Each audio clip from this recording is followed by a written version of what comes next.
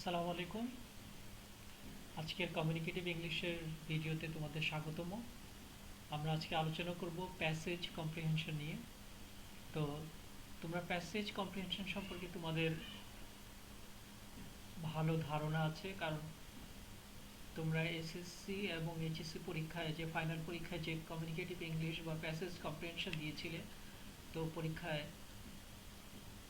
Communicative ইংলিশের যে পরীক্ষা দিয়েছিলে তাতে প্যাসেজ কম্প্রিহেনশন কিন্তু 1 নম্বরই ছিল। প্যাসেজ কম্প্রিহেনশন হচ্ছে কি একটা প্যাসেজের পরে তার উপরে প্রশ্ন করা হবে। সে প্যাসেজটা পড়ার পরে তোমাকে প্যাসেজটা পড়ে বুঝে ওখান থেকে ওই প্যাসেজ থেকে কিছু প্রশ্ন থাকবে, এবং থেকেছিল এসএসসি এইচএসসিতে তোমরা যেটা দেখেছো। প্রশ্নগুলো ছিল ছোট প্রশ্ন, ছিল ছোট ছোট, তারপরে ফিল ইন দ্য ব্ল্যাঙ্কস ছিল, ওখান থেকে সিন ছিল, আনসিন ছিল, ফিল ইন দ্য ব্ল্যাঙ্কস। তো ডিগ্রিতে এ ধরনের প্যাসেজকে আরও বড় করা হয়েছে, এখানে অ্যাপ্লিকেশন দেওয়া হয়েছে। ইভেন ডিগ্রি লেভেলে আমরা যেটা দেখি এখন, বর্তমানে যে ইংরেজি স্কুলের যে ইংরেজিটা আছে ওখানেও আমরা দেখি যে প্যাসেজ এখন দুটো দেওয়া হয়, একটা প্যাসেজের জায়গায় দুটো দেওয়া হয়, এবং প্যাসেজ নির্ভর প্রশ্ন তৈরি করা হয়।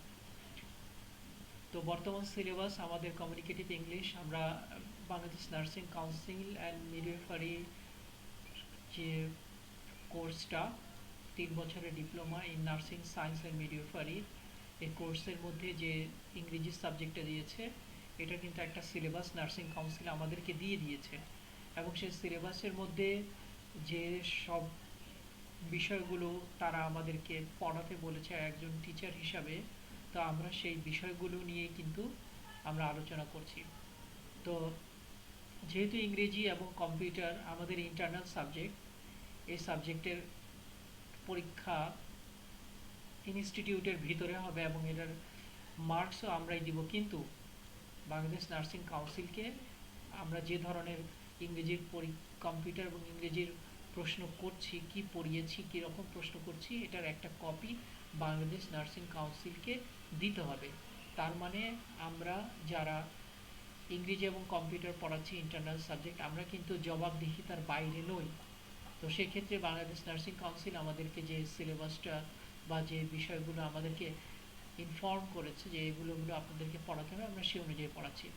তো আমরা শুরু করব আমাদের প্যাসেজ। স্বাভাবিকভাবে যেহেতু এটা একটা প্রফেশনাল ট্রেনিং, তোমাদের 3 বছরের নার্স ট্রেনিং, তো এখানে আমরা যে প্যাসেজগুলো পড়বো, যেটা এসএসসি এবং এইচএসসিতে যে ধরনের প্যাসেজ পড়েছিলাম, স্বাভাবিকভাবে আমাদের প্যাসেজটা সেরকম হবে না।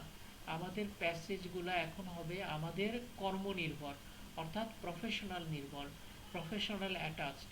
অর্থাৎ যে প্যাসেজ তুমি যে ক্ষেত্রে কাজ করবে, যাদেরকে নিয়ে কাজ করবে, তাদের সম্পর্কিত হতে হবে।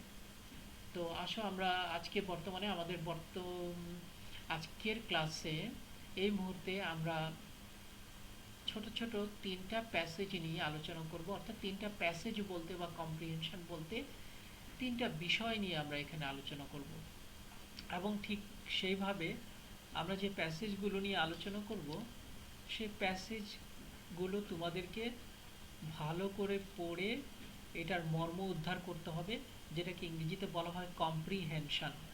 এবং সেটা যদি তুমি এটার বিষয়বস্তু বুঝতে পারো এবং এটা পড়ে, মূল কথা হচ্ছে এটা পড়ে যদি লাইন বাই লাইন তুমি বুঝতে পারো, তাহলে তোমার এই প্যাসেজের থেকে যে প্রশ্ন করা হবে সেই প্রশ্নের উত্তর তুমি খুব সহজেই দিতে পারবে। এই প্যাসেজ এবং কম্প্রিহেনশন বিষয়টা কিন্তু আসলে ক্রিয়েটিভ, অর্থাৎ এখানে তুমি কোনো গাইড বই পড়ে তুমি বা বই পড়ে এখানে তুমি লিখতে পারবে না, কারণ তোমাকে যে প্যাসেজটা দেওয়া হবে সে প্যাসেজ থেকে আমরা নিজের ইচ্ছে মতো ওই প্যাসেজের ভিতর থেকে প্রশ্ন করব। সে প্রশ্নটা ছোট প্রশ্ন হতে পারে, তা হতে পারে শূন্যস্থান পূরণ, ফিল ইন দ্য ব্ল্যাঙ্কস, তা হতে পারে সত্য মিথ্যা। অর্থাৎ এই 3টা প্রশ্নের বাইরে সাধারণত আমি প্রশ্ন করি না। ছোট প্রশ্ন, শূন্যস্থান পূরণ এবং সত্য মিথ্যা যে প্যাসেজটা পড়াবো, কিন্তু এই ছোট প্রশ্ন হয়তো আমি স্যাম্পল দিয়ে দিব, কিন্তু আমি কি দিব সেটা কিন্তু আগে থেকে বলে দিব না। আর আজকে যে বিষয়গুলো নিয়ে আমরা আলোচনা করব এগুলো অত্যন্ত ছোট ছোট প্যাসেজ, এগুলো তোমরা এমনিতেই পড়ে বুঝতে পারবে এবং আশা করি তোমরা লিখতে পারবে।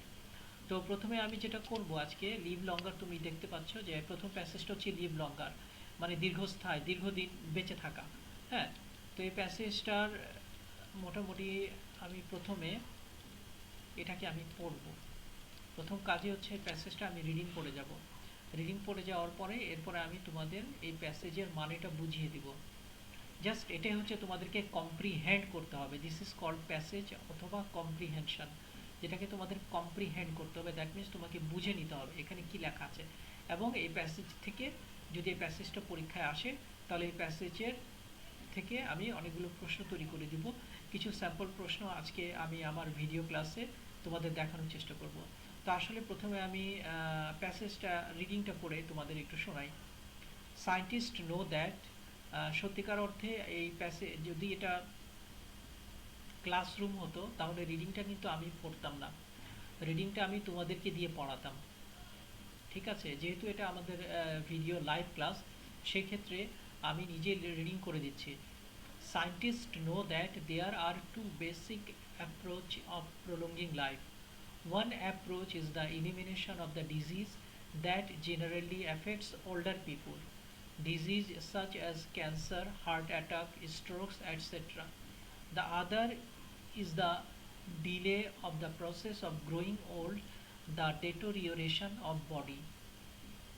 In recent, researchers have made some studies on the process of aging.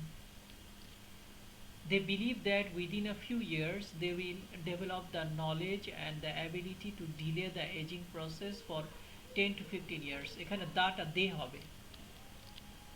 The result will be that more people will live longer, more helpful lives.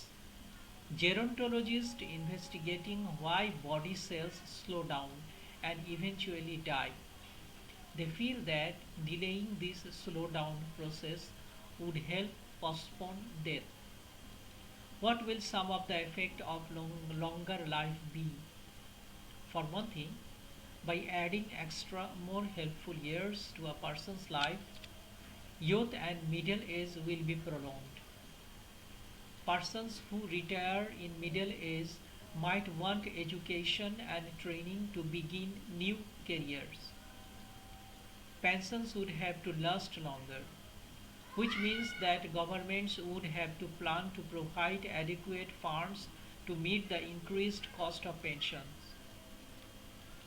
ওকে, এ পর্যন্ত ছিল আমাদের প্যাসেজ। এখন আমি প্যাসেজটাকে তোমার লাইন বাই লাইন তোমাদের বুঝিয়ে দিচ্ছি। আসলে প্যাসেজ বা কম্প্রিহেনশন পড়া বা লেখার এটার মূল বক্তব্যটাই হচ্ছে যে যে কন্টেন্ট বা যে ধারণা বা যে বিষয়বস্তু এখানে দেওয়া হচ্ছে ওটা পরিপূর্ণভাবে বোঝে এরপরে এ সম্পর্কিত প্রশ্নের উত্তর দেওয়া। তো ঠিক আছে, চলো আমি চেষ্টা করব আমার পক্ষ থেকে তোমাদের বুঝিয়ে দেওয়ার জন্য। সায়েন্টিস্ট মানে তো জানো বিজ্ঞানী, নো দ্যাট তারা জানতো যে there are two basic approach of prolonging life. Prolong কথাটার মানে হচ্ছে দীর্ঘায়িত করা, মানে বাড়িয়ে দেওয়া। লাইফ মানে জীবন। বিজ্ঞানীরা জানে যে যে জীবনকে দীর্ঘায়িত করার দুটো উপায় আছে। বেসিক অ্যাপ্রোচ, অ্যাপ্রোচ কথাটা মানে উপায়। One approach is the elimination of the disease. প্রথম উপায়টা হচ্ছে যে রোগগুলোকে, আমাদের দেহে যে রোগ বাসা বাঁধে এগুলোকে ইলিমিনেট করে দেওয়া। ইলিমিনেট কথার মানে বিলুপ্ত, ধ্বংস, মানে শেষ করে দেওয়া। That generally affects older people, যেটা সাধারণত বৃদ্ধ বয়সে যে অসুখগুলো হয় এগুলোকে কি করে দিতে হবে? উচ্ছেদ করে দিতে হবে, ইলিমিনেট করে দিতে হবে। ডিজিজ সাচ এস ক্যান্সার, যেটা ওল্ডার পিপলদের হয়, cancer, heart attack, strokes etcetera, এগুলোকে এলিমিনেট করতে হবে। The other is the delay of the process of growing old. আর দ্বিতীয় উপায়টা হচ্ছে যে আমরা যে একটা পরিক্রমায়, মানে আমাদের যে সাইকোলজিক্যাল ডেভেলপমেন্ট আছে, আমরা আমরা শিশু থেকে, আমরা চাইল্ড থেকে আমরা চিলড্রেন হই, আমরা ইনফ্যান্ট থেকে চিলড্রেন হই, তারপরে টিন হই, তারপরে অ্যাডাল্ট হই, তারপরে ইয়াং ম্যান হই। হ্যাঁ, এই যে একটা প্রক্রিয়া আমাদের, এই প্রক্রিয়াগুলোকে স্লো করে দেওয়া, মানে আমরা যাতে সহজে বড়, মানে আমাদের এজটা যাতে খুব দ্রুত না বেড়ে যায়, এই প্রক্রিয়াটাকে কি করা? স্লো ডাউন করে দেওয়া, অর্থাৎ ধীর করে দেওয়া। যে এখানে বলা হচ্ছে, দেখো আমি একটু দিয়ে তোমরা দেখতে পাচ্ছ কিনা, delay of the process of growing old, মানে বড় হওয়ার বা বয়স্ক হওয়ার প্রসেসটাকে ডিলে করে দেওয়া। দ্য ডেটোরিয়েশন অফ দ্য বডি, আসলে আমরা তো আমাদের বয়স বাড়ে না, এটার আরেকভাবে বলা যায় যে আমাদের শরীরের ক্ষয় হয়, ডেটোরিয়েট হয়। দেখো যে আমরা একজন বৃদ্ধ মানুষের কিন্তু চামড়া ঝুলে যায়, তাদের সেলগুলো মরে যায়। হ্যাঁ, আবার দেখো যে বয়স হওয়ার সাথে সাথে চামড়ায় ভাঁজ পড়ে। এটাই বলা হচ্ছে যে ডেটোরিয়েশন অফ দ্য বডি, এটা বডির ক্ষয় হয়। আবার যে ধরনের স্বাস্থ্য থাকে একজন বৃদ্ধ বয়স্ক লোকের, কিন্তু সে স্বাস্থ্যটা ভেঙে যায়। এই দ্বিতীয় ডেটেরিওরেশন কথাটার মানে হচ্ছে ক্ষয়। ইন রিসেন্ট রিসার্চ, যারা গবেষক তারা গবেষণাকে বলা হয় রিসার্চ, আর যারা গবেষণা করে তাদেরকে বলা হয় রিসার্চার্স। এখানে রিসার্চেস বলছে have made some studies on the process of aging. Aging কথাটার মানে হচ্ছে বয়স বৃদ্ধি পাওয়া। হ্যাঁ, এজিং কথাটার মানে হচ্ছে বয়স বৃদ্ধি পাওয়া। তো কিছু কিছু বিজ্ঞানী গবেষণা করে এটা কি করেছেন, কিছু স্টাডি করেছেন, গবেষণার অর্থ মানে গবেষণা করেছেন কেন আমাদের বয়সটা বৃদ্ধি পায়। দে বিলিভ দ্যাট, এখানে দাটা দে হবে, দে বিলিভ দ্যাট, তারা বিশ্বাস করেন উইদিন এ ফিউ ইয়ার্স, কয়েক বছরের মধ্যে দে উইল ডেভেলপ, তারা একটা ডেভেলপ করতে সমর্থ হবে দ্য নলেজ, জ্ঞান এবং দ্য অ্যাবিলিটি, সামর্থ্য to delay the aging process, এই যে বয়স বাড়ার প্রক্রিয়াকে তোমার ডিলে করার জ্ঞান এবং সামর্থ্য লাভে তারা সমর্থ হবেন ফর 10 to 15 ইয়ার্স। মানে এই এজিং প্রসেসটাকে 10 থেকে 15 বছর যাতে ডিলে করে দেওয়া যায়, অর্থাৎ যে মানুষটা 10-15 বছর আগেই তার মৃত্যু হতো, স্বাভাবিক মৃত্যু বা তাকে রোগে ভোগে বা যে কোনোভাবে তাকে সে যাতে আরও উনি যাতে আরও 10-15 বছর মানে হেল্পফুল লাইফ উনি জীবনটা যাপন করতে পারেন, সেজন্য কি করা, এইটার উপায় বিজ্ঞানীরা তাদের গবেষণা কর্মে পেয়েছে। এবং তারা বলছেন যে আমরা মানুষের আয়ু 10 থেকে 15 বছর বাড়িয়ে দিতে পারবো। মানুষের আয়ু বাড়িয়ে দেওয়া মানে হচ্ছে তার বয়স হওয়ার প্রক্রিয়াকে, মানে বয়স যাওয়ার যে প্রক্রিয়াকে কি করা হয়, 10 থেকে 15 বছর স্লো ডাউন করে দেবে। একটা গান আছে না যে সবাই বলে বয়স বাড়ে, আমি বলি কমে রে। তো কি হয়, বয়সটা কিন্তু আমাদের কমতে থাকে। ঠিক আছে, ওকে।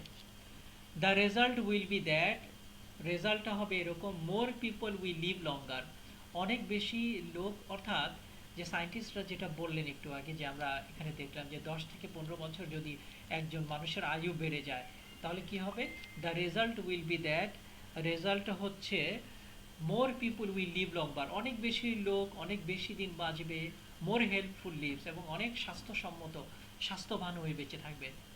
জেরন্টোলজিস্ট হচ্ছে কারা আমি বলছি, যেমন কার্ডিওলজিস্ট যারা হার্ট স্পেশালিস্ট, হ্যাঁ, ডার্মাটোলজিস্ট যারা হচ্ছে ত্বকের স্পেশালিস্ট, তারপর হচ্ছে অপথালমোলজিস্ট যারা হচ্ছে চোখের স্পেশালিস্ট, মানে যারা চোখের ডাক্তার, হার্টের ডাক্তার, হ্যাঁ, যেমন গ্যাস্ট্রো ইন্টেস্টোলজিস্ট যারা পেটের ডাক্তার, হ্যাঁ। আর মেডিসিন কি, মেডিসিন হচ্ছে পুরো up to to to bottom, মানে পা থেকে মাথা পর্যন্ত সব কিছু ওনারা দেখে। আর জেরন্টোলজিস্ট হচ্ছে তোমরা যারা মানুষের যে বয়স বুড়িয়ে যাওয়া, মানুষের এজ হয়ে যাওয়া, এই যে মানুষের বয়স নিয়ে যারা তোমার গবেষণা করে বা যারা চিকিৎসা দেন মানুষের বয়স নিয়ে, হ্যাঁ, মানুষ কেন বৃদ্ধ হয়ে যায়, মানুষের কত কিভাবে মানুষের আয়ু বাড়ানো যায়, এই যে মানুষ কিভাবে আরও মানে বৃদ্ধ বয়সে মানুষ যাতে আরও স্বাস্থ্যবান হয়ে বেঁচে থাকে, এই যে এই কাজগুলো যারা করেন যে ডাক্তাররা, তাদেরকে বলা হয় gerontologist. Gerontologist investigating why body cells slow down, তারা ইনভেস্টিগেট করেছেন, তারা গবেষণা করে দেখেছেন যে হোয়াই বডি সেল, আমাদের যে শরীরের যে সেলগুলো আছে স্লো ডাউন, এগুলো কি কেন এটা স্লো হয়ে যায়, মানে স্লো হলেই তো এক সময় আমাদের আমাদের শরীরের যে সেলগুলো আছে এগুলো এক সময় স্লো হয়ে হয়ে মারা যায়, নেক্রোসিসে চলে যায়, এবং তখন কি চামড়া কিন্তু আর সেল ধরে রাখতে পারে না, চামড়া তখন ছেড়ে দেয়, এটা বৃদ্ধ বয়সে দেখা যায়, অ্যান্ড ইভেনচুয়ালি ডাই, এবং কি হয়, মারা যায়। দে ফিল দ্যাট, দে কারা, ওই জেরন্টোলজিস্টরা, they feel that delaying this slow down process, এই যে ডিলে করে দেওয়া, বিলম্ব করা, এই স্লো ডাউন প্রসেসকে যদি বিলম্ব প্রক্রিয়াকে যদি স্লো ডাউন করা যায়, উড হেল্প পসপন্ড ডেথ, তাহলে কি হবে, মৃত্যু যখন হওয়ার কথা ছিল মৃত্যুটা পসপন্ড মানে কি বাতিল হয়ে যাবে, মৃত্যুটা বাতিল হয়ে যাবে। হ্যাঁ, কারণ তখন মানুষ কিন্তু আরও হেল্পফুল লাইফ করবে, মানুষের দেহটা কি হবে, আরও নিরোগ থাকবে। What will some of the effect of longer life be, যদি এরকম হয় তাহলে প্রশ্ন করছেন উনি নিজে, what will some of the effect of longer life be, মানে এই যে দীর্ঘ জীবনের প্রভাবটা কি হতে পারে, হ্যাঁ, আমাদের সমাজে দেখো, ফর ওয়ান থিং, একটা বিষয় হচ্ছে by adding extra more helpful years to a person's life. কী হবে? প্রথমে হবে অতিরিক্ত এবং খুবই স্বাস্থ্যবান কিছু আহ, বয়স বা বছর একজন ব্যক্তি অতিবাহিত করবে। Youth and middle age will be prolong, মানে যুবক এবং মধ্যবয়সটা আরও দীর্ঘায়িত হবে। মানে একজন ব্যক্তি অনেক দিন দীর্ঘদিন যুবক থাকবে, আবার একজন মধ্যবয়স্ক লোক দীর্ঘদিন মধ্যবয়স্ক থাকবে। Persons who retired in middle age, যে লোকটা মনে করো মিডল এজ 60 বা 62 বছরে যে রিটায়ার্ড করবে তার বর্তমান চাকরি থেকে, মাইট ওয়ান্ট এডুকেশন, উনি চাইবে যে আমি আরও পড়াশোনা করবো, অ্যান্ড ট্রেনিং, এবং প্রশিক্ষণ নিবে টু বিগিন নিউ ক্যারিয়ার, আরেকটা নতুন পেশা, আরেকটা নতুন চাকরি শুরু করার জন্য উনি কী করবে? আবার নতুন করে পড়াশোনা করবে, আবার নতুন করে প্রশিক্ষণ নেবে। কারণ সে তো আর বৃদ্ধ হচ্ছে না, তার বডিটা, সে শক্ত সামর্থ্য আছে, তার কাজ করার ক্যাপাসিটি আছে, ক্ষমতা আছে। কিন্তু আমাদের বাংলাদেশ সরকারের নিয়ম অনুযায়ী যে কোনো ব্যক্তি 65 বছর বয়স পর্যন্ত চাকরি করতে পারবে। তো সেক্ষেত্রে 65 বছর বয়সে উনি এখনও মিডল এজ, ইয়াং। হ্যাঁ, তো সেক্ষেত্রে কি, কদিন আগে আমরা এই যে ফেসবুকে আমি দেখলাম যে রিসেন্ট যে জাতিসংঘ বা বিশ্ব স্বাস্থ্য সংস্থা, যেটা হু বলি, সে একটা মানে মানুষের বয়স সম্পর্কে দিয়েছে, সেটা আছে 31 থেকে 61 বছর পর্যন্ত ইয়াং, 61 থেকে 70 বছর পর্যন্ত মিডল এজ, 70 বছরের 71 থেকে 90 বছর বা তার উপরে হচ্ছে গিয়ে ওল্ড এজ। তাহলে একজন মানুষ এখন বর্তমানে 61 পর্যন্ত ইয়াং থাকে। মানে খুব মজার বিষয় এখানে দেখলাম আজকে হুয়ের, আর তোমরা হয়তো লক্ষ্য করেছো, ফেসবুকে অনেকেই দিয়েছে, এটা নিয়ে অনেকে মজা করতেছে, ট্রল করতেছে। তো এটা কিন্তু বর্তমান লেটেস্ট যে ফাইন্ডিং, তারা বলছে যে 61 পর্যন্ত মানুষ এজ ইয়াং থাকবে, 60 বছর পর্যন্ত মানুষ ইয়াং থাকবে, 60 বছরের পরে গিয়ে তার মিডল এজ হবে। খুব মজার বিষয়গুলো। আসলে তুমি সত্যি, আমরা মানুষ যে এরকমভাবে সচেতন হচ্ছে, সেক্ষেত্রে কিন্তু কি দেখা যায় যে মানুষের দীর্ঘায়ু হচ্ছে, মানুষ এখন নিরোগ হচ্ছে, মানুষ স্বাস্থ্য সচেতনতা বেড়ে গেছে, এজন্য মানুষ কিন্তু এখন খুব খুব একটা রোগ ভোগে শিকার হয় না। তাহলে এখানে বলো, এরপরে কি বলছে দেখো, pensions would have to last longer. Pension, যেমন সরকার থেকে, সরকারি চাকরি থেকে রিটায়ার্ড করার পরে কিন্তু সরকার এক ধরনের পেনশন দেয়, পেনশনটা কিন্তু অনেক দীর্ঘায়িত হবে, কারণ লোকটা পেনশন হবে আমৃত্যু দেয়, মানে মৃত্যুর আগ পর্যন্ত। তো সেক্ষেত্রে লোকটা মারা যাবে না, লোকটার আয়ু বেড়ে গেছে, তাহলে সে কিন্তু পেনশন ভোগ করতেই থাকবে। হুইচ মিনস, যার মানে হচ্ছে দ্যাট যে governments would have to plan, সরকারকে পরিকল্পনা করতে হবে টু প্রোভাইড অ্যাডিকুয়েট ফান্ড, পর্যাপ্ত টাকা পয়সা ফান্ড রাখতে হবে to meet the increase cost of pension.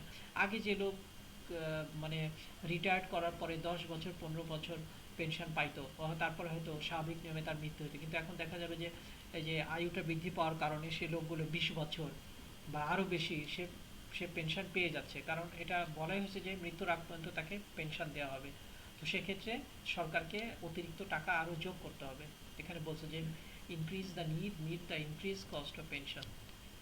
আচ্ছা, এখানে আমাদের দেখো খুব ছোট একটা লিভ লঙ্গার, ছোট্ট একটা প্যাসেজ ছিল। তোমরা এর চেয়ে বড় বড় প্যাসেজ এসএসসি এবং এইচএসসিতে পড়েছ।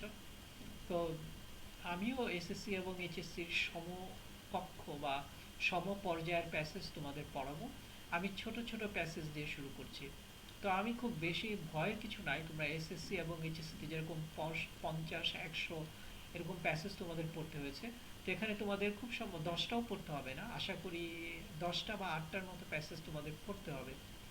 তো দেখো, এখান থেকে এই লিভ লঙ্গার থেকে আমাদের কী ধরনের প্রশ্ন, স্যাম্পল এক্সারসাইজেস আমি দিয়ে দিচ্ছি, যেমন what are the two ways of prolonging life, এ ধরনের প্রশ্ন হতে পারে যে দুইটা ওয়ে বলো যে দীর্ঘায়িত জীবনে। তারপর how can a person be able to live longer, কীভাবে একজন লোক দীর্ঘ জীবন লাভ করতে পারে বা বেশি দিন বেঁচে থাকতে পারে। See, what would be the effect of increasing old people in our society, আমাদের সমাজে যদি এ ধরনের দীর্ঘজীবী লোকদের সংখ্যা বৃদ্ধি পায় তাহলে আমাদের কি প্রভাবটা পড়বে আমাদের সমাজের মধ্যে। এ ধরনের প্রশ্ন আমি হয়তো করব যদি লিভ লঙ্গার দেওয়া হয়। এবং দেখো, লাল কালিতে তোমাদেরকে জানিয়ে দেওয়া হচ্ছে যে fill in the blanks, true false exercises may be included, শূন্যস্থান পূরণ সত্য মিথ্যা তা অন্তর্ভুক্ত করা হতে পারে এই নিউমেটালের সাথে। ঠিক আছে। এবার আমরা আসবো হেমোফিলিয়া। হেমোফিলিয়া হেমোফিলিয়া বানানটা আমি তোমাদের একটু বলি। হেম কথাটার মানে রক্ত, রক্ত রোগ আর কি। হেমোফিলিয়া এটাকে HAEM, যেটা গ্রিক শব্দ। HAEM, HAEM, এখানে শুধু HEM দেওয়া হচ্ছে।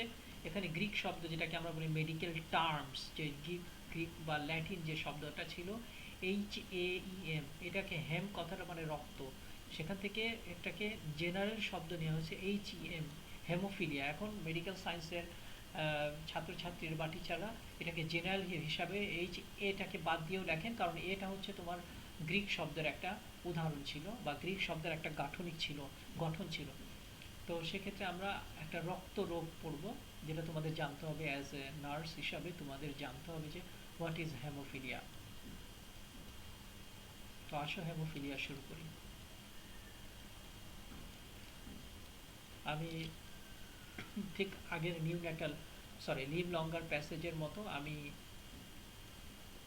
এই প্যাসেজটা প্রথমে রিডিং পড়ব, তারপর এটার মানে বলে দিব।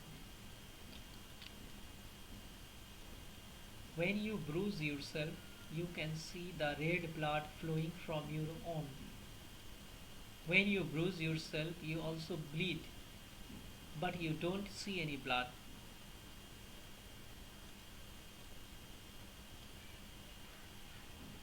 That's because it flows beneath your skin.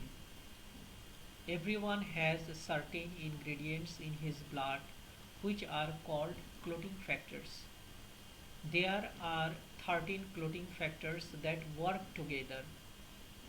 When a person is bruised or cut, these clotting factors form a net-like covering over his wound. এটা FROM হবে না, ফর্ম হবে FORM।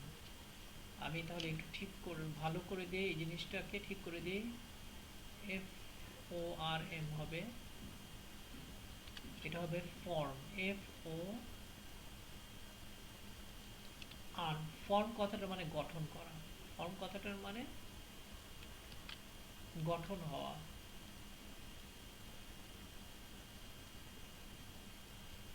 তাহলে কি হলো দেখো, when you bruise yourself you can see the red blood cell flowing from your wound. When you bruise yourself you also bleed, but you don't see any blood. That's because it flows beneath your skin. Everyone has certain ingredients in his blood which are called clotting factors.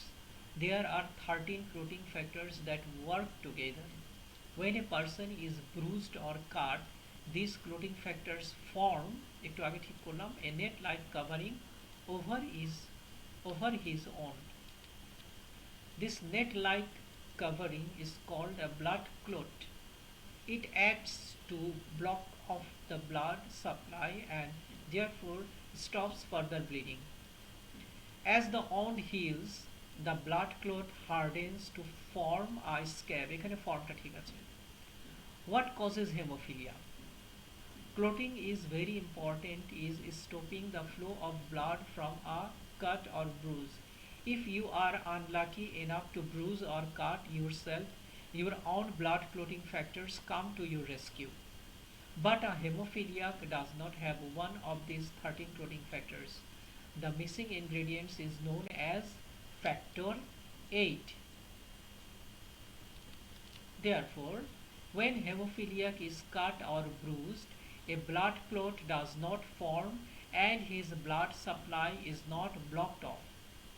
Clotting for the average person takes 10 to 15 minutes, but for a hemophiliac, it is likely to be an hour or even more. Hemophilia is an unusual disease because only men and boys get it. A woman will not have it herself, but if her father had hemophilia, she may pass the disease on to her son. এইটুকু ছিল আমাদের haemophilia থেকে খুব ছোট্ট একটা passage, কিন্তু খুবই গুরুত্বপূর্ণ। এখানে কিন্তু প্যাসেজগুলো জেনারেল কোনো বিষয় নিয়ে আলোচনা হচ্ছে না, সেক্ষেত্রে এটা টোটালি, আগেই বলেছি যে এখানে আমরা প্যাসেজ যেগুলো দিব সেগুলো টোটালি প্রফেশনাল। হেমোফিলিয়া আমরা একটা রক্তরোগ নিয়ে আলোচনা করছি, আসো আমরা এটা দেখি। আমি এখন লাইন বাই লাইন বাংলা বলে দিব। when you bruise yourself, Brugge কথাটার মানে হচ্ছে তোমার কাট ইউরসেলফ হবে এটা, কাট ইউরসেলফ। হ্যাঁ, একটু আমি ঠিক করে নিই, এখানে একটু ভুল আছে, এখানে ব্রুজ এবং কাটের একটা বিষয় আমরা একটু দেখব। কাট কথাটার মানে কেটে যাওয়া, কাট কথাটার মানে হচ্ছে কেটে যাওয়া।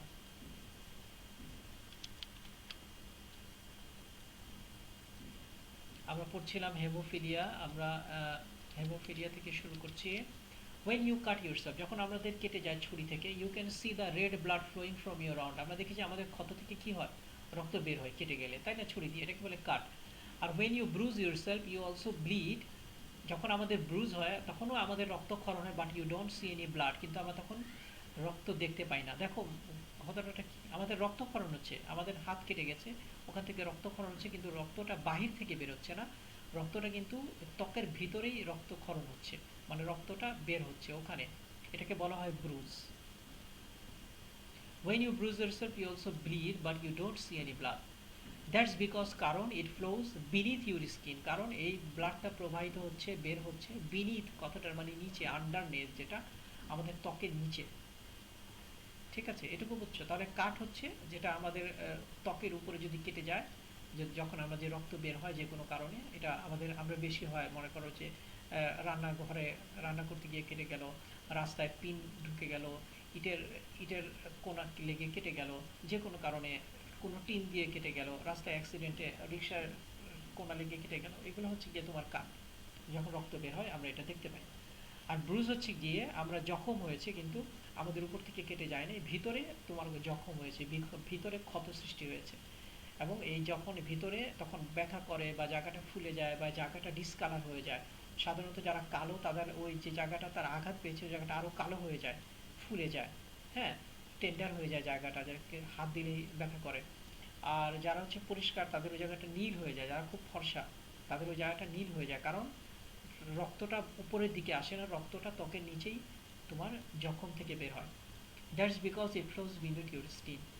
Everyone has certain ingredients in his blood, প্রত্যেকটা মানুষেরই কিন্তু রক্তের মধ্যে উপাদান রয়েছে, which are called clotting factors, যাদেরকে সেই উপাদানকে বলা হয় ক্লোটিং ফ্যাক্টরস। রক্তের মধ্যে প্রত্যেকটা মানুষেরই উপাদান রয়েছে, এটাকে বলা হয় ক্লোটিং ফ্যাক্টরস, যেটা ক্লোটিং ফ্যাক্টরটা তোমার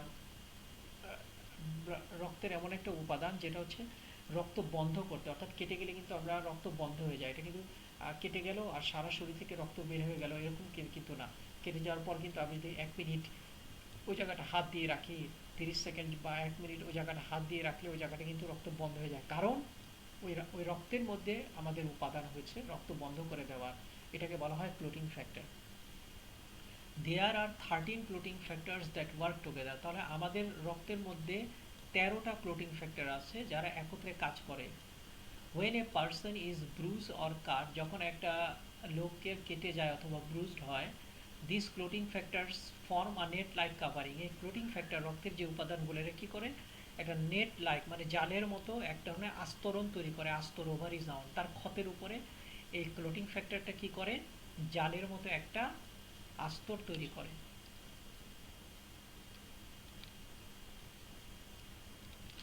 this net like covering is called a blood clot, এই নেট লাইক কাভারিংকে কি বলা হয়, জালের মতো আস্তরকে, এটাকে বলা হয় ব্লাড ক্লট। ইট অ্যাক্টস, এটা কাজ করে to block off the blood supply, এটা ব্লাড সাপ্লাইকে মানে যে রক্ত যে ওখান থেকে বের হচ্ছে, রক্ত প্রবাহিত হচ্ছে ওই কাটা থেকে, ওই সাপ্লাইটাকে সে কী করে ব্লক করে দেয়, বন্ধ করে দেয়, অ্যান্ড দেয়ার ফর কাজেই স্টপ ফার্দার ব্লিডিং, এবং কী করে আর ওখান থেকে ফার্দার ব্লিডিং হয় না, স্টপ করে দেয়, স্টপ ব্লিডিংটাকে স্টপ করে দেয় সে ক্লোটিং ফ্যাক্টর।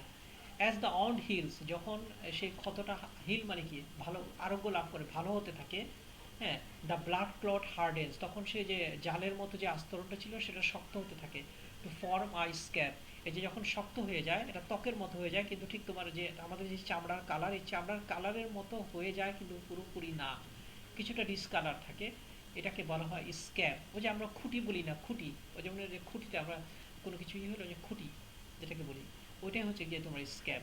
এটা চামড়ার মতো আকার ধারণ করে কিন্তু একটু সময় নেয়, ঠিক আমাদের ওই চামড়ার সাথে আমাদের চামড়ার কালারের সাথে মিশতেও একটু সময় লাগে সে কালার হতে। এবার বলা হচ্ছে যে হোয়াট কজেস হেমোফিলিয়া, হেমোফিলিয়া আসলে কি বা কি কারণে ঘটে। এবার দেখি আমরা, এতক্ষণ কিন্তু আমরা হেমোফিলিয়া সম্পর্কে জানিনি যে আসলে হেমোফিলিয়া জিনিসটা কি। এতক্ষণ আমরা দেখলাম যে স্ক্যাব কাকে বলে, ব্লাড ক্লট কাকে, ক্লোটিং ফ্যাক্টর কাকে বলে, ব্লাড ক্লট কাকে বলে, আর ক্লোটিং ফ্যাক্টর আমাদের রক্তের মধ্যে 13টা উপাদান আছে। এখন আমরা দেখব যে হেমোফিলিয়া কেন হয়। Clotting is very important is stopping the flow of blood. ক্লোটিংটা কিন্তু খুবই গুরুত্বপূর্ণ ব্লাডের স্টপিংটাকে, ফ্লোটাকে, রক্তের প্রবাহিতটাকে বন্ধ করার জন্য। From a cut R Brugge, যেখানে কেটে গেছে বা ব্রুজ হয়ে গেছে। If you are unlucky enough to bruise or cut yourself, যদি তুমি আনলাকি হয়ে থাকো তো ব্রুজ অর কাট ইউরসেলফ, হতভাগ্য হয়ে থাকো, your own blood clotting factors come to your rescue. যদি কোনো কারণে তুমি আনলাকি এনাফ, কথাটা মানে আমরা বলেছি না আল্লাহ না করুক, যে তোমার যদি কোনো জায়গায় কেটে যায়, তোমার অ্যাক্সিডেন্ট হয়ে যায়, হ্যাঁ, তাহলে কি হবে দেখো, যদি কেটে যায় তাহলে কি হবে, your own blood clotting factor come to your rescue. তোমার নিজের যে রক্তের মধ্যে ক্লোটিং ফ্যাক্টর আছে এটা তোমাকে বাঁচাতে এগিয়ে আসবে, সাহায্য করবে। বাট আ হেমোফিলিয়া, এখন শোনো, haemophilia does not have one of this 13 clotting factors. কিন্তু যে রোগ, যার হেমোফিলিয়া রক্ত রোগটা আছে তার ওই ব্লাড ক্লোটিং যে 13টা উপাদানের মধ্যে একটা উপাদান নাই, তার 13 ক্লোটিং ফ্যাক্টরের মধ্যে একটা উপাদান মিসিং আছে। এ কারণে কি হয়, the missing ingredients is known as factor 8। সে 13টা ফ্যাক্টরের মধ্যে যে মিসিং উপাদান ফ্যাক্টর 8টা, যার হেমোফিলিয়া রোগ আছে তার মধ্যে এই ফ্যাক্টর 8 উপাদানটা নাই। দেয়ারফর, কাজেই when haemophilia is cut or bruise, যখন একজন হেমোফিলিয়া রোগীর কেটে যায় অথবা ব্রুজড হয়, a blood clot does not form, তখন কিন্তু তারও যে নেটের মতো কাভারিং আস্তর পড়ে না। And his blood supply is not blocked of, এবং তার রক্ত প্রবাহটাও বন্ধ হয় না, ব্লাড সাপ্লাইটাও বন্ধ হয় না। দেখো কি ভয়ানক কথা। তাহলে কি হবে, তার ওই কাটা জায়গা যখন সে শুকায়ও না, বন্ধও হয় না রক্ত, তখন কি হবে, শরীরের সমস্ত রক্ত কিন্তু ওই কাটা জায়গা থেকে বের হয়ে যাওয়ার কথা, তাই না? Clotting for the average person takes 10 to 15 minute. যদি কোনো দুর্ঘটনায় কেটে যায়, রক্ত বের হতে থাকে, তাহলে ক্লোটিং হইতে 10 থেকে 15 মিনিট লাগে, সে জায়গাটা শুকাইতে বা রক্ত বন্ধ হইতে, হ্যাঁ, বা ওই যে আস্তরণ তৈরি হইতে। বাট ফর আ হেমোফিলিয়া, কিন্তু যদি ওই যে যার হেমোফিলিয়া আছে, সে তো জানে না যে আমার হেমোফিলিয়া, তার রক্তের 13টা ক্লোটিং ফ্যাক্টরের মধ্যে একটা ক্লোটিং ফ্যাক্টরের নাই, এ কারণে কি হবে, তার it is likely to be an hour or even more, তার সেই রক্ত বন্ধ হইতে 1 ঘন্টা অথবা 1 ঘন্টার উপরে লাগবে। তার মানে মানুষের দেহের সমস্ত রক্ত বেরোতে কি 1 ঘন্টা সময় নেবে? অবশ্যই না। ঠিক 15 থেকে 20 মিনিটের মধ্যেই সে কিন্তু রক্তগুলো, সমস্ত রক্ত বেরিয়ে যাবে। আর একবারে তো রক্ত বন্ধ হয় না, কারণ একজন স্বাভাবিক মানুষের রক্ত কিন্তু একবারে বন্ধ হয় না, এটা আস্তে আস্তে আস্তে আস্তে রক্ত বন্ধ হয়। এটার পরে কি হয়, ক্লোটিং ফ্যাক্টরগুলো কাজ করে, আস্তরণ করে। প্রথমে ক্লোটিং, ব্লাড ক্লট হয়, ব্লাড ক্লট মানে ব্লাডটা দলা হয়ে যায়, ব্লাডটা জমে যায়। তারপরে কি হয়, এটা স্ক্যাব হয়, তোমার যেখানে জখম হয়েছে এখানে একটা আস্তর হয়ে যায়, এভাবে কিন্তু রক্তটা বন্ধ হয়। কিন্তু যার হেমোফিলিয়া তার কিন্তু এগুলো হবে না, এবং তার এটা হতে হতে তার 1 থেকে 1.5 ঘন্টা সময় লাগবে। Haemophilia is an unusual disease. Haemophilia কিন্তু ইউজুয়াল না, মানে খুব কমন ডিজিজ না, এটা স্বাভাবিক সবার হয় না। Because only men and boys get it, শুধুমাত্র এটা মানুষ, পুরুষ এবং বালকরা এটা পায়, মানে নারীরা পায় না এটা। ঠিক আছে, এটা হয় পুরুষদের হবে, বালকদের হবে। হ্যাঁ, তাহলে মহিলারা কিন্তু এই ডিজিজ থেকে বেঁচে গেছো, এটা সাধারণত নারীদের এই ডিজিজটা হয় না। A woman will not have it herself, একজন নারী কিন্তু নিজের এই রক্তরোগটা হবে না। But if her father had haemophilia, কিন্তু ওই নারীর বাবার যদি হেমোফিলিয়া ছিল বা থাকে, she may pass the disease on to her son, এবং তার অন টু হার সান, এবং তার গর্ভে যদি কোনো পুরুষ, মানে পুরুষ বা ছেলে যদি সে তার সন্তান ধারণ করে, এবং তার জেনেটিক্যালি তার পরিবারে যদি কারো হেমোফিলিয়া থাকে, বিশেষ করে তার বাবার, তাহলে কিন্তু তার ছেলের হেমোফিলিয়া হওয়ার সম্ভাবনা আছে। এখান থেকে দেখো আমার স্যাম্পল কোশ্চেন কি হতে পারে। স্যাম্পল এক্সারসাইজ দেখা যাও যে হোয়াট ইজ হেমোফিলিয়া, হেমোফিলিয়া কি, হোয়াট ইজ ক্লট, ক্লট কি, how many factors are there for forming blood clot, মানে ব্লাড ক্লট হওয়ার জন্য কয়টা ফ্যাক্টরকে দরকার হয় এটা রক্ত জমাট বাঁধার জন্য। 3 নম্বর হচ্ছে what happens when haemophilia bruised or cut, কি হয় যখন একজন হেমোফিলিয়া ব্রুজ এবং কাট কাট হয়ে যায় তখন কি হয়। ঠিক আছে,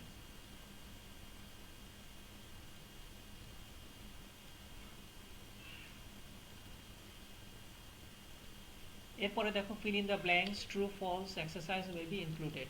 এখানে fill in the blanks true false এগুলো এক্সারসাইজ এই হেমোফিলিয়া প্যাসেজ থেকে তৈরি করে দেওয়া হবে পরীক্ষায়। তাহলে তোমাদেরকে এই হেমোফিলিয়া এমনভাবে পড়তে হবে যাতে তোমরা খুব সহজ সুন্দরভাবে বুঝতে পারো, আর খুব ছোট তো পারলে তোমরা মুখস্থর মতো করে নিবে। ওকে, এবার আসো আমাদের আজকের শেষ এক্সারসাইজ নিউ ন্যাটাল। আমাদের ছোট একটা প্যাসেজ নিউ ন্যাটাল আমরা এখন শুরু করব। নিউ ন্যাটাল মানে কি? নব শিশু, ভূমিষ্ঠ শিশু। যে শিশু ভূমিষ্ঠ হলো সে হচ্ছে নিউ ন্যাটাল, ঠিক আছে? নবজাত, যেটাকে আমরা বাংলায় খুব সুন্দর একটা নাম দিই, নবজাত। আসো আমরা নিউ ন্যাটালটা দেখে নিই, খুব ছোট, খুব একটা বড় না, সবগুলো একই রকম। আসো নবজাতকের উপরে আমরা একটু পড়ি। আমি রিডিং করছি, দেখো। The baby who is born underweight or born with major organic defects is called high risk baby. It needs immediate imaginative intensive care and observation for survival. Out of this requirement has developed a new branch of medicine called neonatology, which is concerned with the first 3 months of life. The most common cause of infant death is prematurely. Love is vital and nurses are essential members of baby saving teams. In some hospitals, there is also the grandmother brigade, women volunteers who come into the special care units to provide loving care for the tiny patients. Doctors think that the 90% could be increased if the babies could be brought more quickly under the care of a neonatologist. Dozens of major hospitals throughout the United States have opened newborn intensive care units. Equipments and techniques devised specially for tiny patients. One of the greatest aids in these units is an isolate, an electronically equipped glass enclosed incubator with portholes for sterile access to the body, for sterile access to the baby.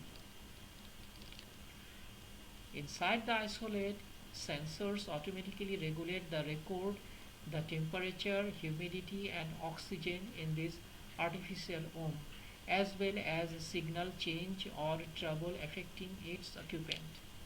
এই পর্যন্তই ছিল আমাদের নিউন্যাটাল নবজাত। আসো আমরা এই সম্পর্কে এটার বাংলাটা জানিয়ে দিই, প্যাসেজটাকে বোঝানোর চেষ্টা করছি। দেখো তোমরা, the baby who is born underweight, যে বাচ্চাটা মানে আন্ডারওয়েট নিয়ে জন্মগ্রহণ করেছে, একজন বাচ্চার যতটুকু ওজন হওয়ার কথা তার চেয়ে কম ওজন নিয়ে জন্মগ্রহণ করেছে, or born with major organic defect. Organ মানে কি? হাত, পা, মাথা, ঘাড়, হ্যাঁ, এগুলোর মধ্যে কোনো একটা ত্রুটি নিয়ে জন্মগ্রহণ করেছে, is called high risk baby. এদেরকে বলা হয় হাই রিস্ক বেবি। এই হাই রিস্ক বেবিকে আমি বাংলা করলাম না, কারণ এটা ইংরেজিতে বলে উচ্চ ঝুঁকির শিশু আর কি, high risk baby. It needs immediate imaginative intensive care and observation for survival. এই যে বাচ্চাটা এই ত্রুটি নিয়ে বের হয়েছে, ঠিক যে ভূমিষ্ঠ হয়েছে, একটা তোমার অর্গানিক ডিফেক্ট নিয়ে, বিকলাঙ্গ হয়ে বা যে কোনো ত্রুটি নিয়ে সে জন্মগ্রহণ করেছে, অথবা জন্মগ্রহণ করার পরে দেখা গেল যে তার ওজন কম, তাহলে তাকে বাঁচিয়ে রাখার জন্য, তাকে বাঁচানোর জন্য তাকে কি করতে হবে? ইমিডিয়েট ইমাজিনেটিভ ইন্টেন্সিভ কেয়ার নিতে হবে এবং অবজারভেশনে রাখতে হবে ফর সার্ভাইভাল, তার জীবন বাঁচানোর জন্য। আউট অফ দিস রিকোয়ারমেন্ট, এই যে চাহিদার কথা চিন্তা করে, হ্যাজ ডেভেলপড হয়েছে a new branch of medicine, মানে মেডিসিন বিজ্ঞানে, হ্যাঁ, তোমার ডাক্তারি বিদ্যায় একটা নতুন শাখার জন্মগ্রহণ করেছে, কল্ড নিউন্যাটোলজি। এটাকে বলা হয় নিউন্যাটোলজি। এই দেখো নিউন্যাটোলজি আমাদের হসপিটালের 6 তলায় দেখবা যে পেডিয়াট্রিক্স আছে। পেডিয়াট্রিক্স। হ্যাঁ, পেডিয়াট্রিক্স কথাটা জানো তো, সেটা হচ্ছে যে শিশু সম্পর্কিত পেডিয়াট্রিক্স আমরা বলি। হ্যাঁ, এটা হচ্ছে, এটাকে আরেকটা বলা হয় নিউন্যাটোলজি। পেডিয়াট্রিক্সেরই একটা শাখা হচ্ছে, ব্রাঞ্চ হচ্ছে নিউন্যাটোলজি। এটা এটা হচ্ছে পেডিয়াট্রিক্স ব্রাঞ্চ, এবং এটাকে নিউন্যাটোলজিও বলে, যেখানে বাচ্চারা যেমন লেবার ওয়ার্ডে জন্মগ্রহণ করে। ঠিক আছে না? আমাদের তিনতলায় কি আছে? আমাদের দুতলায় আছে ওটি, আমাদের হসপিটালে আমাদের তিনতলায় আছে কি? Labour ward. হ্যাঁ, যেখানে তোমাদের এই যে বাচ্চারা যেখানে ভূমিষ্ঠ হয় ওদেরকে রাখা হয়, যেখানে ডেলিভারি হয়। হ্যাঁ, গাইনি ওয়ার্ড যেটাকে তোমরা বলো, গাইনোকোলজিস্ট। এটা গাইনি এবং পেডিয়াট্রিক্স এই দুটার সাথে কিন্তু নিউন্যাটোলজি ওয়ার্ডটা সংশ্লিষ্ট। কারণ এখানে বাচ্চা ভূমিষ্ঠ হওয়ার পর থেকে যে বাচ্চার যে সমস্যাগুলো, মানে জাস্ট বাচ্চা ভূমিষ্ঠ হলো এবং তাকে বাঁচিয়ে রাখার জন্য যে ট্রিটমেন্ট দেওয়া হয়। সব বাচ্চা ভূমিষ্ঠ হলে তো স্বাভাবিক, যে বাচ্চা ভূমিষ্ঠ হচ্ছে তাকে তো স্বাভাবিকভাবে রাখতে হবে, তাকে স্বাভাবিকভাবে সে মায়ের বুকের দুধ খাবে। কিন্তু অনেক বাচ্চা দেখা যায় যে প্রি ম্যাচিউর হয়, আমরা এখন দেখব, which is concern with the first 3 months of life. এই যে নিউনেটোলজি বলছে যে তারা হচ্ছে বাচ্চা ভূমিষ্ঠ হওয়ার পর 3 মাস পর্যন্ত এই বাচ্চাটাকে অবজারভেশনে রাখা হবে। কাকে অবজারভেশনে রাখা হয়? স্বাভাবিক বাচ্চাটাকে কি, কোনো স্বাভাবিক বাচ্চা ভূমিষ্ঠ হলে তাকে কি 3 মাস পর্যন্ত হসপিটালে রাখা হয় বা অবজারভেশনে রাখা হয়? নো। যে বাচ্চাগুলোর ওজন কম, যে বাচ্চাগুলো ত্রুটি নিয়ে জন্মগ্রহণ করেছে, রোগ নিয়ে জন্মগ্রহণ করেছে, যা যে রোগটা তাকে হয়তো বাঁচতে দিবে না, তাহলে তাকে কি করতে হবে? তাকে এই নিউনেটোলজি ব্রাঞ্চ এখানে নিয়ে গিয়ে তার লাইফ সেভ করার জন্য যে ধরনের ইকুইপমেন্ট, যে ধরনের যন্ত্রপাতি দরকার, সেই ধরনের যন্ত্রপাতি, যে শাখা বা যে হাসপাতালের যে ট্রিটমেন্ট এলাকায় থাকবে, সেটা হচ্ছে নিউনেটোলজি। এরপর আসো আমরা নিচে দেখি, the most common cause of infant death প্রিম্যাচিউরলি।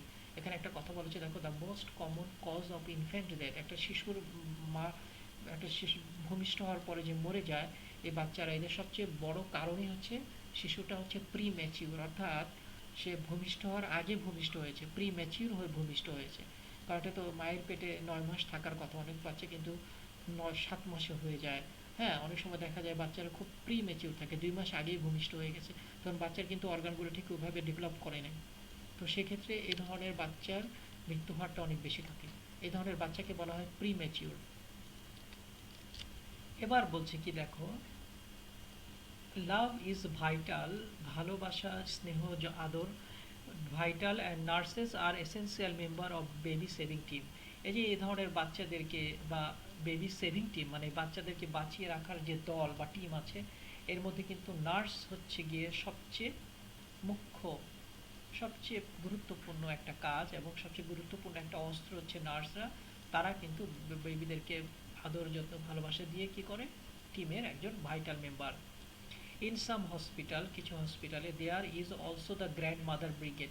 আমি একটু বলে নিই, গ্র্যান্ড মাদার কথাটা বলে দাদি বা নানি বোঝায়, আর ব্রিগেড কথাটা মানে হচ্ছে দল, মানে এটা আর্মিদের মধ্যে থাকে ব্রিগেড। হ্যাঁ, এই ব্রিগেড কথা মানে একটা দল। ধরো যে তোমাদের ক্লাসের মধ্যে 30 জন ক্লাস, তোমাদের তোমাদের ক্লাসের মধ্যে 25 জন আছে, 25 জন বা 19 জন আছে, এই 19 জন নিয়ে কিন্তু একটা ব্রিগেড হয়ে গেল। তো ব্রিগেড কথা মানে হচ্ছে একটা টিম, ব্রিগেড কথা মানে একটা টিম।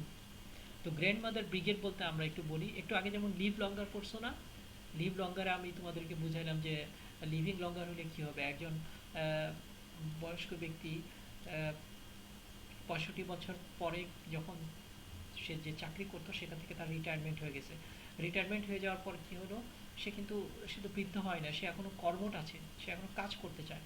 কারণ কাজ না করলে কিন্তু সে কি করবে, সে এতদিন কাজ করে আসছে, হঠাৎ করে তার চাকরি থেকে সে রিটায়ার্ড হয়েছে, কিন্তু তার কিন্তু কাজ করার সেই অ্যাবিলিটিটা আছে, তার স্পে আছে। তখন এ ধরনের কিছু, বিশেষ করে মহিলারা, মানে যাদেরকে আমরা দাদি বা নানি, আমাদের দাদি বা নানির বয়স্ক মহিলারা, এটা আমেরিকার কথা বলা হচ্ছে। এই যে প্যাসেজটা আমি পড়াচ্ছি এটা সাধারণত আমেরিকার একটা ইয়ে থেকে নেওয়া হয়েছে, একটা তোমার মানে হেলথ সায়েন্স ম্যাগাজিন থেকে এই প্যাসেজটা নেওয়া হয়েছে। হ্যাঁ, আর এটা তোমার ওপেন ইউনিভার্সিটির, যে ওপেন ইউনিভার্সিটি আছে আমাদের সাভারে, ওপেন ইউনিভার্সিটির তোমার নার্সিং যে সাবজেক্ট আছে ওদের একটা বইতে এই প্যাসেজটা ছিল, এই তোমার এই স্টোরিটা ছিল প্যাসেজ আকারে। তো গ্র্যান্ডমাদার ব্রিগেড হচ্ছে এই ধরনের যে বয়স্ক, আমাদের দাদি নানির বয়সের, যাদের কোনো কাজ নেই, যারা রিটায়ার্ড করেছে তারা কিন্তু ঘরে বসে না থেকে তারা কি করে, এই নিউ নেটোলজিতে চলে আসে, মানে যে হসপিটালে যেখানে বাচ্চা ভূমিষ্ঠ হয়, যেখানে এই ধরনের মানে ত্রুটিপূর্ণ বাচ্চা, যাদের মানে রিস্ক নিয়ে, যারা ঝুঁকি নিয়ে যে বাচ্চারা জন্মগ্রহণ করে, এই বাচ্চাদেরকে দেখভালের জন্য এরা কি করে অ্যাপ্লিকেশন করে, এই দাদি নানিরা, এই বয়স্ক মহিলারা বলে যে না আমরা বাসায় থাকবো না, আমরা কাজ করব। হ্যাঁ, তখন এরা ভলান্টিয়ারিলি মানে ভলান্টিয়ার কথার মানে স্বেচ্ছাসেবক, মানে নিজের ইচ্ছায় আসছে, এজন্য তাকে কোনো টাকা পয়সা দেওয়া হবে না। হ্যাঁ, তিনি টাইমটা কি করেন, ওই দাদি নারীরা তারা ওই সময়টা হসপিটালে এসে যে সকল বাচ্চারা প্রিম্যাচিউর উচ্চ ঝুঁকি সম্পর্ক, তাদেরকে তারা আদর যত্ন ভালোবাসা দেন। এটাকে বলা হয় গ্র্যান্ড মাদার ব্রিগেড। তাদের সময়টাও কাটে এবং তাদের ভালো লাগে।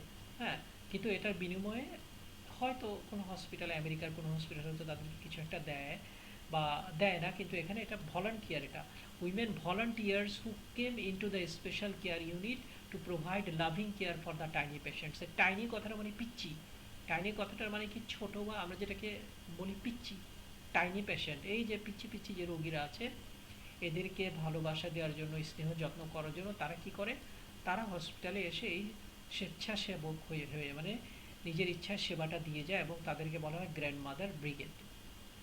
ডক্টরস থিঙ্ক দ্যাট, ডাক্তাররা চিন্তা করেন যে the 90% could be increased if the babies could be brought more quickly under the care of a neonatologist. বলছে যে যারা উচ্চ ঝুঁকি সম্পন্ন শিশু, যাদের জীবন মৃত্যু মানে জন্ম ভূমিষ্ঠ হওয়ার পরপর দেখা যায় যে তাদের অনেক ত্রুটি রয়েছে, এ ধরনের শিশুদেরকে যদি সাথে সাথে, ভূমিষ্ঠ হওয়ার সাথে সাথে যদি লেবার ওয়ার্ড থেকে বা গাইনি ওয়ার্ড থেকে যদি তাকে নিউনেটোলজি ওয়ার্ডে নিয়ে যাওয়া হয় বা নিউনেটোলজিস্টের কাছে নিয়ে যাওয়া হয়, তাহলে 100টা, সে এই ধরনের 100টা কেসের মধ্যে 90টা কেসে বাচ্চারা কি বেঁচে যাওয়ার সম্ভাবনা থাকে। Dozens of major hospitals throughout the United States, সারা আমেরিকাতে 1 ডজনেরও বেশি বড় বড় হাসপাতালে have opened newborn intensive care unit, ওখানে চালু করা হয়েছে নিউবর্ন বা নবজাতকের ইন্টেন্সিভ কেয়ার ইউনিট। ইকুইপমেন্ট, যন্ত্রপাতি অ্যান্ড টেকনিক্স, এবং সেই techniques device specially for tiny patients, পিচ্ছি পিচ্ছি বাচ্চাদের জন্য, ছোট ছোট রোগীদের জন্য বিভিন্ন ধরনের ডিভাইস, তারপরে টেকনিক্স, এগুলো ওখানে আমেরিকার বড় বড় 1 ডজনেরও বেশি বড় বড় হাসপাতালে কী করা হয়েছে, স্থাপন করা হয়েছে। One of the greatest AIDS in this unit is an isolate. আমাদের 6 তলায় তুমি যদি পেডিতে যাও, তাহলে তোমার ওই কোনার রুমে, যেখানে যে সাইডে বাথরুম আছে, এখন ওটাকে গেমস রুম করে দেওয়া হয়েছে পেডিয়াট্রিক্সের, ওই গেমস রুমের পাশেই, মানে আমি বর্তমানের কথা জানি না, আমি বর্তমানে জানি না এখানে আইসোলেট বা ইনকিউবেটার কথা কোথাও আছে কিনা। আইসোলেট কথাটার মানে হচ্ছে যে বাচ্চাটাকে আলাদা করে রাখা, অর্থাৎ an electronically equipped glass enclose, মানে চারদিকে গ্লাস থাকবে। তোমরা দেখেছো হয়তো, তোমরা তো এখনও হসপিটালে যাও নাই ক্লিনিক্যাল প্র্যাকটিসের কারণে, তোমরা দেখবা যে এটাকে বলে ইনকিউবেটর। এটা হচ্ছে গ্লাসের ঘর থাকে, একটা বাচ্চাকে রাখার জন্য গ্লাসের ঘর করে দেওয়া হয়। হুম, এটাকে বলা হয় ইনকিউবেটর। মানে এটা কেন করা হয়, উইথ পোর্ট হোল, ওটার মধ্যে ছিদ্র থাকে। পোর্ট হোল কথাটা মানে গোল গোল ছিদ্র থাকে, যে ছিদ্রের মাধ্যমে বাচ্চাটাকে তোমার ভিতরে ঢুকানো যাবে, আবার ওখান থেকে ওকে বের করা যাবে। ফর স্টেরালাইজ, স্টেরাল মানে ওটাকে জীবাণুমুক্ত করা, অ্যাক্সেস টু দ্য বেবি, বাচ্চাটাকে ওখান থেকে ভিতরে নিতে হবে, এবং ওই ওই ছিদ্রটা যেটা থাকে ওটা বন্ধ করা যায়। ছিদ্রটা খুলে বাচ্চাটাকে ঢুকে, বাচ্চা তো টাইনি পেশেন্ট, ছোট বাচ্চা, হাত ঢুকানোর মতো, অর্থাৎ ছোট্ট ছিদ্র করা হয় যেখান থেকে বাচ্চাটা খুব সহজে ঢুকিয়ে আবার এটাকে বন্ধ করে দেওয়া হয়। এই ইনকিউবেটর এবং পোর্টহোল দুটো জিনিসে তোমরা দাগ দেখতে পাচ্ছ। ইনকিউবেটর কথাটার মানে হচ্ছে যে একটা বাচ্চা যখন প্রি ম্যাচিউর জন্মগ্রহণ করে, অর্থাৎ একটা বাচ্চাকে কিন্তু স্বাভাবিকভাবে প্রকৃতির নিয়ম অনুযায়ী মায়ের পেটে গর্ভের মধ্যে 9 মাস থাকতে হয়, কিন্তু 7 মাস থাকার পর বাচ্চাটা যখন গর্ভ থেকে, মায়ের পেট থেকে যখন বের হয়ে আসে, তখন কিন্তু সে থাকে প্রি ম্যাচিউর। প্রি মানে কি পূর্ব থেকে, সে কি ম্যাচিউর না, সে প্রি ম্যাচিউর থাকে, তার সব কিছু কিন্তু ডেভেলপ করে নাই। 9 মাসে তার যে হাত পা মাথা চোখ কান যেভাবে ডেভেলপ করার কথা, 7 মাসের বাচ্চার কিন্তু ভূমি মায়ের পেটে ততটা ডেভেলপ করে নাই, কিন্তু সে পৃথিবীতে চলে আসছে। এখন এই বাচ্চাটাকে মায়ের পেটের এনভায়রনমেন্ট দেওয়ার জন্য, অর্থাৎ মানে গর্ভের যে এনভায়রনমেন্টটা দেওয়ার জন্যই ইনকিউবেটর তৈরি করা হয়। ওখানে কি হয়, তাপমাত্রা, বিভিন্ন তাপমাত্রা, তারপরে সব কিছু মায়ের গর্ভে যেরকম থাকে। হ্যাঁ, মায়ের গর্ভের মধ্যে তো বাচ্চাটা একটা ফ্লুইডের মধ্যে থাকে তোমার গর্ভের মধ্যে, তো ওই ইনকিউবেটরটা তো ফ্লুইড দেওয়া হয় না, কিন্তু তাপমাত্রাটাকে ওইভাবে তৈরি করা হয় বাচ্চাটা যাতে ঠিক গর্ভের মতো একটা পরিবেশ পায়। এবং এখানে পোর্থল তোমাদের একটু আগে বললাম, এটাকে বলা হচ্ছে ইনকিউবেটর। তোমরা তো 6 তলায় পেডিয়াট্রিক্স ডিপার্টমেন্টে আমি দেখেছিলাম 2টা ইনকিউবেটর আমাদের ছিল। এখন কোথায় আছে আমি জানি না, এবং এটা কোথায় স্থাপন করা আছে। যেটা গেমস রুম ছিল, এখন দেখবে যে 6 তলায় বাচ্চাদের গেমস রুম করা হয়েছে, ওখানে ছিল, এখন আছে কিনা জানি না, তোমরা একটু দেখে নিও। ইনসাইড দ্য আইসোলেটের মধ্যে যে বললাম যে কাচের বাক্স, sensors automatically regulate and record the temperature, humidity and oxygen. মানে ওখানে সেন্সর দেওয়া আছে যে বাচ্চার শরীরের সাথে ওই যে গর্ভের যে তোমার ইনভায়রনমেন্ট, পরিবেশটা, ওখানকার টেম্পারেচার, ওখানকার আর্দ্রতা, হিউমিডিটি, ওখানকার তাপ, ওখানকার অক্সিজেনের মাত্রা, ওটা কি হয় ইন দিস আর্টিফিশিয়াল ওম, যে কৃত্রিম যে ওম তৈরি করা হয়েছে, গর্ভ তৈরি করা হয়েছে, এগুলো এখানে মানে একটা সেন্সর দেওয়া আছে। ওটা কিন্তু সে সব সময় রেকর্ড করতেছে এখানটা ওই গর্ভের ওই যে ইনকিউবেটরের তাপমাত্রা কতটুকু আছে, তার আর্দ্রতা কতটুকু আছে। বাচ্চা যদি নেড়ে চেড়ে ওঠে, সে কিন্তু ইনকিউবেটর থেকে একটা বিপ সাউন্ড হয়, বা এরকম কোনো ধরনের টেকনিকটা ওখানে দেয়া আছে, ঠিক আছে। As well as signal change or travel affecting it's copy, যখনই ধরো যে সিগন্যাল চেঞ্জ হয়ে যাচ্ছে, টেম্পারেচার কমে যাচ্ছে, বা হিউমিডিটি বেড়ে যাচ্ছে, বা বাচ্চার গায়ের তাপমাত্রা বেড়ে যাচ্ছে, তখন কি হয় ওখান থেকে সিগন্যাল দেওয়া হয়, যাতে খুব দ্রুত বোঝা যায় যে বাচ্চার অবস্থা খারাপের দিকে যাচ্ছে, বা বাচ্চাকে এখন কি করতে হবে, সে ধরনের একটা মানে একটা সংকেত বা সিগন্যাল পাওয়া যায় এই ইনকিউবেটরের মাধ্যমে, আর্টিফিশিয়াল ওমের মাধ্যমে, মধ্য থেকে যখন একটা বাচ্চাকে এটার মধ্যে রাখা হয়, তখন এই সেন্সরগুলো এভাবে কাজ করে। আসো, আমাদের শেষ হয়ে গেল আমাদের স্যাম্পল এক্সারসাইজটা, আমরা একটু দেখতে পাচ্ছি। যদি আমরা নিউনেটাল থেকে যদি নবজাতক এই প্যাসেজটিকে যদি কোনো প্রশ্ন হয়, তাহলে প্রশ্নগুলো কেমন হতে পারে? Who are high risk babies, কারা high risk baby? What is the most common cause of infant ডেথের মোস্ট কমন কজটা কি? হোয়াট ইজ অ্যান আইসোলেট কি? হোয়াই ইট ইজ ইম্পর্টেন্ট, কেন এটা দরকার? এছাড়াও আগের মতোই fill in the blanks, true false exercise may be included, এগুলো ইনক্লুড করা হতে পারে। আমরা এখানে আরেকটা ট্রু ফলস দেখতে পাচ্ছি। কারেক্ট অ্যান্সার দিতে বলছে যে প্রথমে তোমাকে এই নিউ ন্যাটাল থেকে এখানে 5টা বাক্য দেওয়া হয়েছে। এই বাক্যগুলো তোমরা পড়বা, পড়ার পরে এটা সত্য না মিথ্যা এটা লিখতে হবে। যদি মিথ্যা হয় তাহলে তোমাকে সত্যটা লিখে দিতে হবে। যেমন প্রথমটা হচ্ছে an isolette is like an artificial womb, isolette হচ্ছে কৃত্রিম গর্ভের মতো। 2 নম্বর, a newly born infant is called preemie, একটা নতুন জন্মগ্রহণ করা বাচ্চাকে বলা হয় প্রিমি। হ্যাঁ, আসলে প্রিমি বলে, প্রিম্যাচিউরকে সংক্ষেপে বলে প্রিমি। যে নতুন নিউলি বর্ন মানে নবজাতককে কি বলা হয়? প্রিমি বলা হয়, প্রিমি। প্রিম্যাচিউরকে প্রিমি বলা হয়, নবজাতক তো নিউ নেটাল বলা হয়। আচ্ছা, 3 নম্বর, high risk babies always have problem which affects them for life, মানে উচ্চ ঝুঁকির বাচ্চাদের সমস্যা থাকে যেগুলো তাদের জীবনে, পরবর্তী জীবনে এটা সমস্যা তৈরি করে। 4, neonatology is a branch of medicine that looks after babies birth till 75 days of their life.